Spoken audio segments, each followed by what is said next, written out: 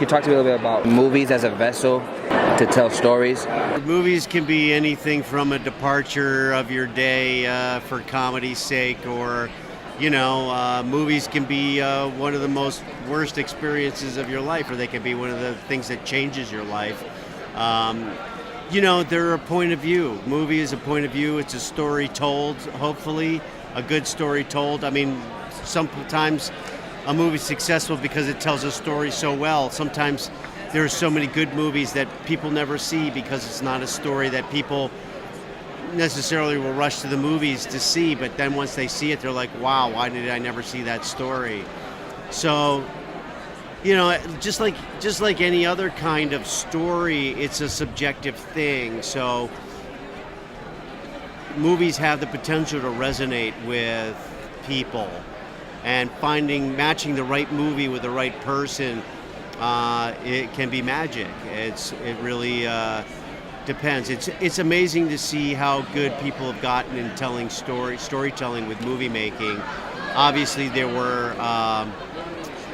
some of the greatest storytellers, some of the greatest directors of movies were, and my favorites were David Lean, who directed Lawrence of Arabia and Dr. Zhivago and Bridge Over the River Kwai, and but also some smaller intimate movies like Summertime. And this guy was an amazing storyteller. They vary so much. I mean, movies obviously can reenact history for us.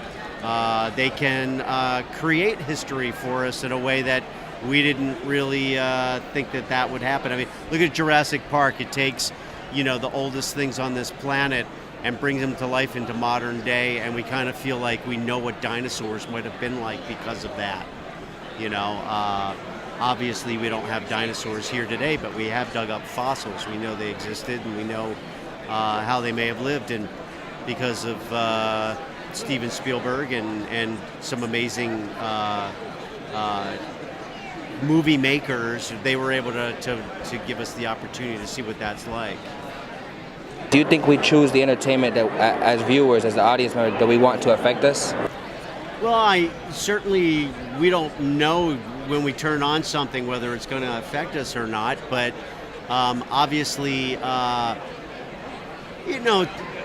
different streaming series and stuff that we are able to watch now. Obviously, if something affects us, we continue to watch it. If it doesn't, we don't. I remember, resisting watching Breaking Bad for a long time because I wanted to binge watch it eventually. And I think I held off like 2-3 years, and I was really glad I did, because I got to sit and watch it, binge watch it for weeks, and I wanted more. Of course, I eventually caught up and I got to see the rest of the seasons and was pissed that I had to wait. But so that's really a personal question to any one person. You just, you turn on something hoping it's going to take you somewhere. There's something called the willing suspension of disbelief, and that's going into it hoping that it'll suspend your disbelief throughout the entire story. And when it doesn't, we're disappointed. When it does, we're excited, and very often that's a surprise.